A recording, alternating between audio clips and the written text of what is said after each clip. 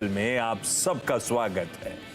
हमेशा की तरह हर फ्राइडे की तरह हम लोग न्यूज़ रूम से लाइव हाजिर हैं और आज आप लोगों की जो तमाम क्वेरीज हैं, स्टॉक मार्केट से जुड़े जो सवाल हैं, उनको सुलझाने के लिए एक नामचीन हस्ती, शेयर मार्केट की जानी मानी वॉइस आपको आपकी स्क्रीन्स पे नजर आएंगी। लखनऊ से, नवाबों के शहर से, manasjaiswal.com के मानस जायसवाल रेडी। मानस जी, गुड आफ्टरनून। बस आ रहा हूं आपके पास, बातचीत की शुरुआत करेंगे साहब। एक जरा आप निफ्टी पे नजर रखिएगा, उस पर भी आता हूं थोड़ी सी समझने के लिए कि वीकेंड से पहले कैसा मूड माहौल लग रहा है, उसके बाद क्वेरीज सॉल्व करेंगे। डायरेक्टर साहब स्क्रीन पे जरा दिखाइएगा हमारा एक्स का आईडी, इंस्टाग्राम का आईडी, थ्रेड का आईडी और साथ साथ प्लीज रख दीजिए वो व्हाट्सएप नंबर जहां पे आप चाहें तो सीधे व्हाट्सएप भी कर सकते हैं, लेकिन उस केस में हैशटैग सासबो सेंसेक्स मेंशन करें या फिर अपना नाम तो जरूर मेंशन करें ताकि हमें पता चले कि महिलाओं की क्वेरीज हैं। तो महिलाओं की क्वेरीज दरअसल इस शो में छन के आती हैं, तो प्लीज रीच आउट करिए आप लोग। और एक बार एक्टर साहब पहले जरा भारतीय बाजार दिखाइएगा। अच्छा, शो में थोड़ा सा जल्दी आगे बढ़ूंगा क्योंकि आज फ्राइडे स्पेशल है, थोड़ा मूड माहौल बढ़िया रहता है। ऐसे में नीरज वाजपेयी को इन्वाइट करते हैं शो में ताकि जान लिया जाए कि OTT प्लेटफॉर्म्स पे क्या विकल्प मौजूद है। पहले मार्केट्स हैं, ठीक है। कल आपको याद होगा लेट हाफ क्या 1 PM ऑनवर्ड आखिरी के 2.5 घंटे एक बढ़िया रिकवरी की शुरुआत हुई थी भारतीय बाजारों। हम 340 पॉइंट लो से घूमे थे, रिकॉर्ड उच्चतम स्तरों की तरफ बढ़े थे। आज भी शुरुआत बढ़िया हुई, नए रिकॉर्ड जड़े, पर लाजमी कंसोलिडेशन का दिन है। एक दायरे में फंसा हुआ बाजार इस समय नजर आएगा। तो कल के अच्छे मूव्स के बाद थोड़ा सा कंसोलिडेशन का मन। कोई निफ्टी की कंट्रीब्यूशन प्लेट एक बार रखिएगा, कोई HDFC बैंक, ICICI बैंक थोड़ा सा डिसेंट करते हुए, तो उसके सामने कोई भारतीय एयरटेल है, कोई SBI है, थोड़े से फीके पड़ते हुए। ऐसा कोई नोटवर्दी बहुत ज्यादा मूव नजर नहीं आएगा। सारे दिग्गज स्टॉक्स भी लाजली दायरेबंद ही इस समय आपको नजर आएंगे। ब्रेथ ठीक है, बढ़िया है। मिड कैप्स 2.5% ऊपर, ब्रेथ 1.5:1, यानी कि आसान शब्दों में जितने बाजार में स्टॉक्स ट्रेड कर रहे हैं इस समय 60% इन ग्रीन, बढ़त के साथ, मजबूती के साथ ट्रेड करते हैं।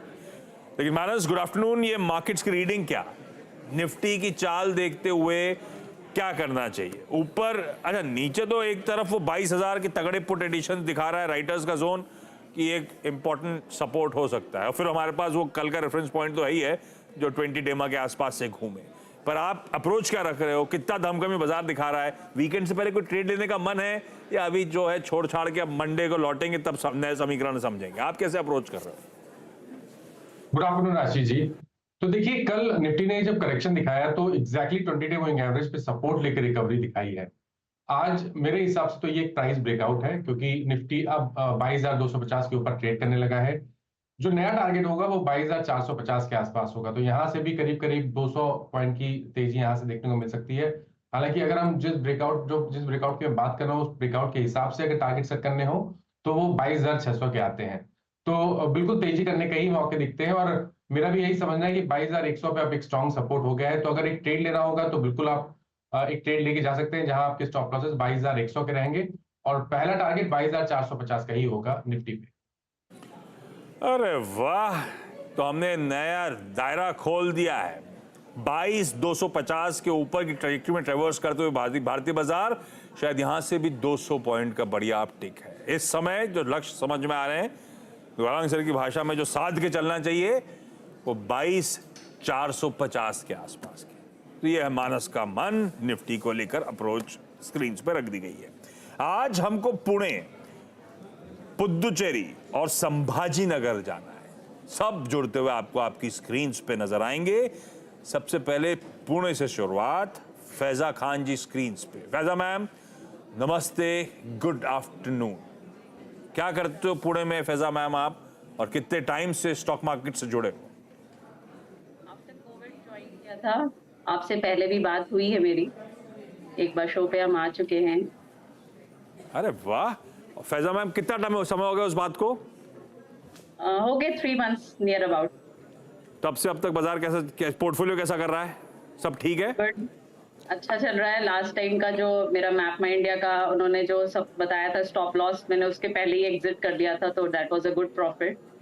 और अब मैं स्टॉप लॉस लगाने लगी हूँ, इवन स्विंग ट्रेड्स में स्पेशली लगाने लगी हूँ, और वो मेरे लिए प्रॉफिटेबल है काफी। Beautiful Faiza ma'am. आज का पहला सवाल कौन सा? टाटा टेक्नोलॉजीज पे है। टाटा टेक्नोलॉजीज पे मैंने बाय किया था लिस्टिंग के बाद ही, बट उस डी मतलब सिचुएशन ऐसी हुई कि वो वापस से रिटर्न हो गया, और उसके बाद कंसोलिडेट कर रहा है। तो मुझे ये जानना है कि इसमें मुझे अभी एवरेज करना चाहिए कि आप मुझे वेट करना चाहिए? टाइम जोन का कोई इशू नहीं है, I can wait for 2-3 years also. And second question है लेटेंट व्यू पे। पहले टाटा टेक्नोलॉजीज करता हूँ, फिर लौटता हूँ। समय सबको एक एक बार मौका दे दूं, लेकिन टाटा टेक्नोलॉजी के साथ इशू ये है कि बहुत ज्यादा डेटा होगा नहीं मानस के पास।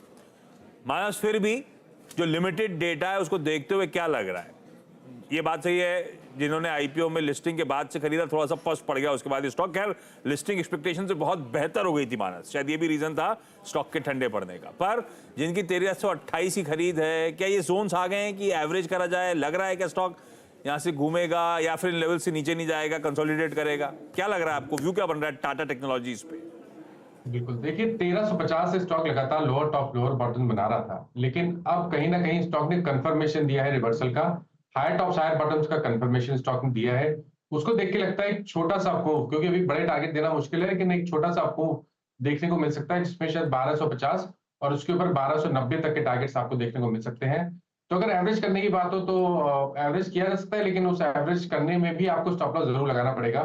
तो 1120 के स्टॉप लॉस से आप स्टॉक में एक नई पोजीशन बना सकते हैं, जहां आपके टारगेट 1250 और उसके ऊपर 1290 तक के हो सकते हैं टाटा टेक में। लिया जा सकता है, पर एसएल का ध्यान रखिएगा जो मानस मेंशन कर रहे हैं टाटा टेक्नोलॉजीज पे। आता हूं आपके अगले सवाल पे फैजा मैम। पहले जा रहा हूं पुदुचेरी और सरिता जैन स्क्रीन पे। सरिता मैम नमस्ते, गुड आफ्टरनून। आपको कितना टाइम हो गया शेयर बाजार में सरिता जी? नमस्ते आशीष जी, नमस्ते मानस जी। मुझे 10-15 साल हो गए शेयर मार्केट में। अरे वाह, और कैसी रही है जर्नी 10-15 साल की? बहुत अच्छी। लॉन्ग टर्म के लिए लेते हो आप, ट्रेड वेड सब करते हो? नहीं, लॉन्ग टर्म के लिए और पोजीशन लेती हूँ, खाली डेली ट्रेड नहीं करती। ओके। अच्छा, खुद ही डिसाइड करते हो अपने स्टॉक्स आप? नहीं नहीं, आप लोग हेल्प करते हैं ना। मतलब मानस हेल्प करते हैं, हम जरिया बिल्कुल। बन जाते हैं। सरिता मैम पहला सवाल कौन सा आज का? पहला मेरे पास लक्ष्य सुदर्शन केमिकल है, दोनों मेरे केमिकल स्टॉक पे ही मुझे पूछना है। ठीक है, सुदर्शन केमिकल्स लिया हुआ है? हाँ जी, 230 स्टॉक्स है 500 पे। और ये पोजिशनल ट्रेड था या ये लंबी अवधि के लिए रख लिया है, क्या मामला है? नहीं, पोजिशनल था, लेकिन अब सोच रही हूँ अगर कंपनी आप अच्छा बताएंगे तो मैं आगे रख लूंगी इसे। मानस 500 पे लिया हुआ, 600 पे चल रहा है, लिया तो पोजिशनली था, अभी भी दमखम नजर आ रहा है तो रख लेंगे। आप कहोगे मुनाफा बांधना है तो बांध लेंगे, पर आजकल मोमेंटम पकड़ लिया है स्टॉक ने, क्या करना चाहिए? देखिए, अब एक ऐसा समय है कि जहां आपको केमिकल क्षेत्र में अगर निवेश करना हो तो वो वहां पर आपको बहुत ज्यादा सिलेक्टिव होना पड़ेगा। जहां पर स्ट्रेंथ दिख रही है वहीं पर केवल निवेश करें या तो ट्रेड करें। सुदर्शन केमिकल में डेफिनेटली स्ट्रेंथ दिख रही है, एक ब्लैक पैटर्न का ब्रेकआउट होने वाला है, होने को तैयार है। वीकली चार्ट पे ऑलरेडी हमने ब्रेकआउट देख लिया है, जिसके टारगेट 675 के आते हैं। तो मेरा समझना है कि यहाँ पर बिल्कुल पोजीशन में बने रहिए। स्टॉप लॉस को जरूर रिवाइज कर लीजिए। अब 20 डे मूविंग एवरेज के नीचे 559 का आपको स्टॉप लॉस लगाना है। सबसे पहले 675 को आप टारगेट करके चलिए, लेकिन अगर वहां पर स्ट्रेंथ दिखे तो आप अपनी पोजीशन को होल्ड कर सकते हैं। उस टाइम पे स्टॉप लॉस आपको रिवाइज जरूर करना पड़ेगा ऊपर की तरफ, लेकिन उसके ऊपर 730 तक के टारगेट भी देखने को मिल सकते हैं। इस बीच अदानी ग्रुप के दोनों निफ्टी के स्टॉक्स, अदानी पोर्ट्स और अदानी एंटरप्राइजेस को स्क्रीन पर रखिएगा। अच्छे वॉल्यूम्स के साथ अदानी पोर्ट्स इस समय एकदम मूव करता हुआ नजर आएगा आपको बढ़िया तरीके से। इंटरडे चार्ज रखेंगे डायरेक्टर साहब? क्या 3/4% अदानी पोर्ट्स मजबूत, ये देखिए इसमें वॉल्यूम्स नहीं दिख रहे हैं, अदरवाइज वॉल्यूम्स एकदम से गतिविधि बढ़ी है इस स्टॉक में। ऐसे ही अदानी एंटरप्राइजेस भी स्क्रीन पर आएगा एकदम से, उसमें भी बहुत बढ़िया, एकदम से मतलब पिछले कुछ मिनटों में और अच्छे वॉल्यूम्स के साथ ये दोनों पिकअप हो रहे हैं। इनको रडार पे रखेंगे। पहले क्वेरी सॉल्व करते हैं। संभाजी नगर से Prachiti Kulkarni ma'am. Prachiti ma'am hi, good afternoon. क्या करते हो संभाजी नगर में आप? जय श्री राम मैम, क्या करते हो संभाजी नगर में आप?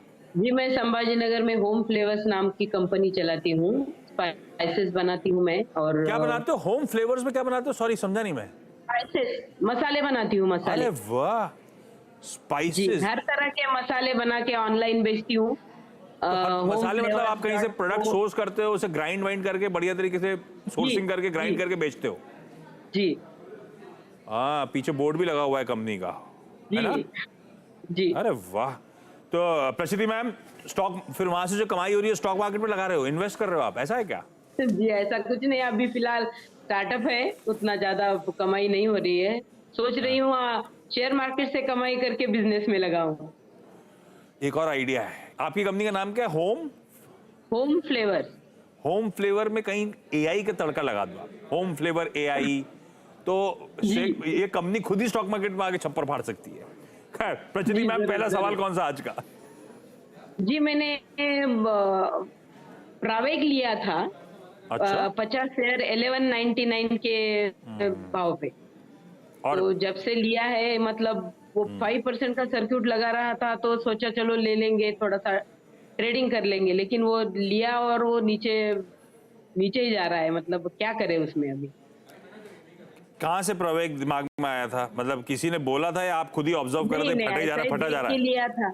जी, ऐसा ही लिया था, देख के 2-3 दिन से देख रही थी उसको, 5% का सर्क्यूट लग रहा था। थोड़ा और लंबा दिन देखते तो आप और लगा ही चले जा रहा था, लगा ही चले जा रहा था, रुक ही नहीं रहा था प्रवेग। जी माइनस हम उनमें रिटेल में से जो सिर्फ आखिरी में बस पे चढ़े हैं, 1200 पे चढ़े, 1300 से कहानी घूम गई और उसके बाद अब घूम, अब संभल नहीं रहा है। और ये क्या मूव है, इसके थोड़े से लंबे चार्ट उठाइएगा।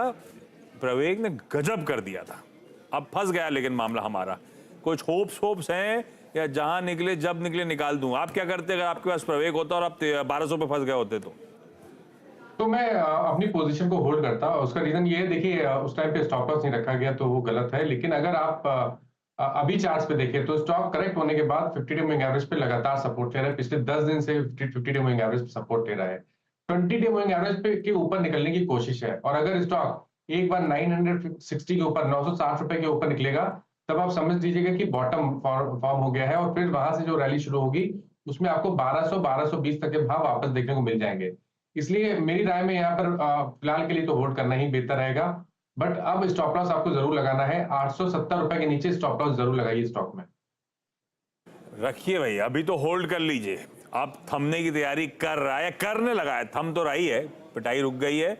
माइनस करें, स्टॉप लॉस लगा के होल्ड करिए। आपको आपके भाव खरीद के और शायद उसके ऊपर भी जाता हुआ होपफुली नजर आएगा। तो ये है प्रवेग की कहानी। पर इस तरह के मोमेंटम को चेज करना था तो स्टॉप लॉस तो बहुत जरूरी था लगाना मैम, ये गड़बड़ हो गया। फैजा मैम, अगला सवाल आप कुछ कह रहे थे, लेटेंट व्यू बोला था शायद आपने। हाँ, लेटेंट व्यू पे मेरा क्वेश्चन है कि मैंने लिया था 2 साल से, मैं होल्ड कर रही हूँ। ओके। अभी उसमें ब्रेकआउट हुआ है, बट क्या मुझे उसमें और एवरेज आउट करना चाहिए? मेरी 557 के 30 शेयर्स हैं, तो ये मैं लॉन्ग टर्म तक मैं रख सकती हूँ, बट इसमें कब अगर ऐड करना है तो कब ऐड करना है, या फिर एग्जिट कर लूँ अगर ये मेरे बाइंग प्राइस से आसपास या उसके ऊपर आ जाता है? और 2 क्वेश्चन मेरे और हैं, उसका जवाब जरूर दे दे। ओएमसीज एंड पीएसयूज के बारे में भी, कि ओएमसीज में कंसोलिडेशन कब तक रहेगा और डिफेंस और पीएसयूज में कब एंट्री लेनी चाहिए? कुछ छोड़ा नहीं है मैम ने। मानस, इतनी जल्दी जवाब दीजिएगा कि बाकियों के पास भी जा पाऊं। जी, तो देखिए लेटेंट व्यू की पहले बात कर लेते हैं। तो लेटेंट व्यू का जो स्ट्रक्चर है वो पॉजिटिव है। मंथली चार्ट पे ब्रेकआउट है। 200 वीक मूविंग एवरेज के ऊपर स्टॉक निकला है। तो बिल्कुल अपनी पोजीशन में बने रहिए। 470 का आपको स्टॉप लॉस लगाना है। ऊपर की तरफ 625 तक के टारगेट्स आपको देखने को मिल सकते हैं। दूसरी चीज आपने पूछी, जो ओएमसीज है, ऑयल मार्केटिंग कंपनीज है, उसमें क्या करना चाहिए। मेरे ख्याल से थोड़ा कॉशियस रहिए आप। ऑयल मार्केटिंग कंपनीज में ऑलरेडी रैली देखने को मिल गई है। ध्यान रखिए, एचपीसीएल बीपीसीएल जैसे स्टॉक अगर 20 डे मूविंग एवरेज के नीचे ट्रेड करने लगे तो आपको अपनी पोजीशन से निकलना पड़ेगा। फिलहाल के लिए दोनों स्टॉक में, एचपीसीएल बीपीसीएल की मैं बात कर रहा हूँ, फिलहाल के लिए इस गिरावट पे खरीदारी की राय नहीं रहेगी। सारे सवाल पूछ डाले आपने, अगली बार आने का मन नहीं था क्या फैजा मैम? यस। मैं कह रहा हूं, इतने सारे सवाल एक साथ पूछ लिए, अगली बार आने का मन नहीं था क्या? नहीं, लास्ट टाइम भी मेरे पेंडिंग हो गए थे सवाल, अभी मेरे पास और भी पेंडिंग सवाल है। अगली बार के लिए छोड़ो ना, आप तो अपन की फिर मुलाकात होगी। सरिता मैम, आप कह रही थी दूसरी केमिकल स्टॉक भी है? हाँ जी, लक्ष्मी केमिकल है मेरे पास में। 220 स्टॉक है, 318 पे इसमें लॉस है। लक्ष्मी ऑर्गेनिक, डॉक्टर साहब दिखाइएगा स्क्रीन पे, 268 पे चल रहा है। आपकी खरीद है कितने की? 318। ओह, मानस क्या करा जाए भाई? 50 रुपए के आसपास नीचे चल रहा है मामला। तो देखिए यहाँ पे थोड़ा कॉशियस रहिए। बाउंस बैक जरूर देखने को मिला है, लेकिन स्टॉक अभी भी अपने 200 मूविंग एवरेज के नीचे ट्रेड कर रहा है। मेरे ख्याल से अब आपको थोड़ा कॉशियस रहना चाहिए। 260 रुपए का स्टॉप लॉस जरूर लगाएं, उसके नीचे जाए तो आपको अपनी लॉन्ग पोजीशन से निकलना पड़ेगा। अगर ये 275 276 जो कि 200 मूविंग एवरेज है उसके ऊपर ट्रेड करने लगे तो फिर आप अपनी पोजीशन में बने रह सकते हैं, क्योंकि उस केस में आपको 295 300 तक के भाव देखने को मिल सकते हैं। चलिए इस नोट पर एक काम करा जाए। Prachiti ma'am, Sarita ma'am, Faiza ma'am, thank you so much जुड़ने के लिए, अपनी क्वेरीज इस प्लेटफॉर्म पे आज रेज करने के लिए। मानस से नीरज जी पूछ रहे थे, आपको एक रिकमेंडेशन दिया था ओटीटी प्लेटफॉर्म्स का, आपने देखा कि नहीं देखा? नहीं, आपको याद भी रिकमेंडेशन कौन सा दिया था उन्होंने? नहीं, मेरे को बिल्कुल याद नहीं फ्रैंकली। बेचारे अपसेट हैं वो कब से। बोले मानस के लिए लाया था मैं पूरा वीकेंड, इतनी पिक्चरें डेट डाली कि एक अच्छा सा रिकमेंडेशन लेके आऊं, आपने देखा ही नहीं। उनकी बात आज बिल्कुल सुनूंगा मैं, आज बिल्कुल देखूंगा। मानस थैंक यू सो मच जुड़ने के लिए। नीरज वाजपेयी ब्रेक के उस पार, और उनके साथ ओटीटी में इस हफ्ते क्या देखना है उस पर बातचीत।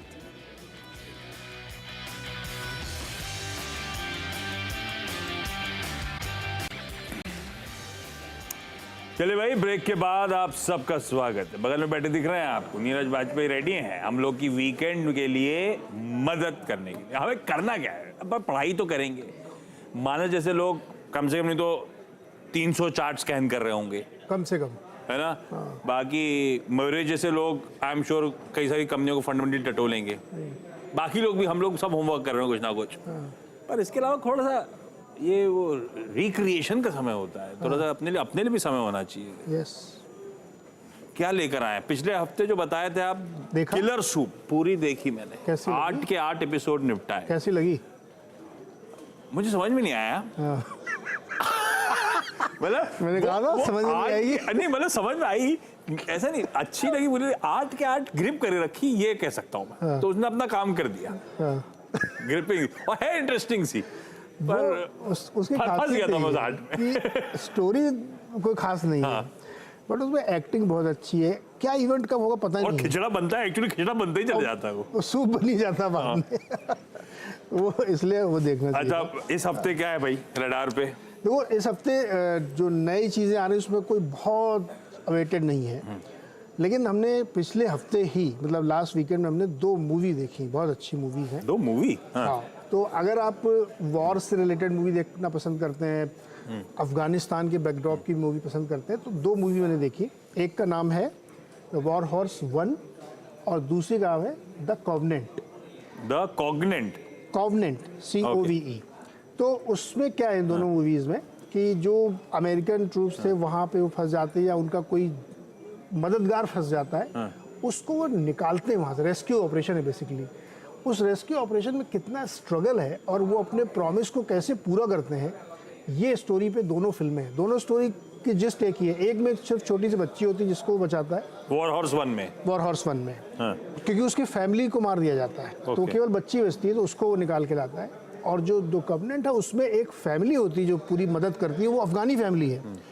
उसको वो न सिर्फ निकाल के लाता है, उसको अमेरिका ले जाता है और वहाँ के सिटीजनशिप दिलाता है। तो पूरा बहुत ही शानदार मूवीज़ हैं, एक्टिंग कमाल की है और आपको मज़ा आ जाएगा। ये दोनों फिल्में देखिए आप, बहुत पुरानी नहीं, अभी हाल फिलहाल में रिलीज़ हुई हैं। तो ये 2 फिल्में मैंने देखी और मैं रेकमेंड करूँगा, इसको देखना चाहिए, मज़ा आएगा आपको। और बहुत थ्रिलर फिल्म है ये, एक अकेला आदमी कैसे लड़ रहा है, बढ़िया फिल्म है दोनों। War horse 1 and the covenant, ये दोनों अंग्रेजी मार दी आपने, मेहनत लगा। हिंदी में भी है, आप हिंदी में भी देख सकते उसमें मजा नहीं आता है, तो अंग्रेजी कर लो। वो तक है थोड़ी सी लेकिन देखने लायक होंगी भाई। ये दोनों की दोनों, ऊपर से क्रिकेट भाई, टेस्ट मैच शुरू हो ही गया है और दूसरी तरफ आज शाम से विमेंस प्रीमियर लीग की शुरुआत हो रही है। आज मुंबई इंडियंस दिल्ली कैपिटल्स का मुकाबला भी है, तो चारों हाथ हैं एकदम खचाखच। खूब सारे इवेंट्स हैं, जहां मन करे जो मन करे एंजॉय करिए। मंडे को फिर आप लोगों से 6:57 में हम सबकी मुलाकात होगी। तब तक के लिए बाय बाय।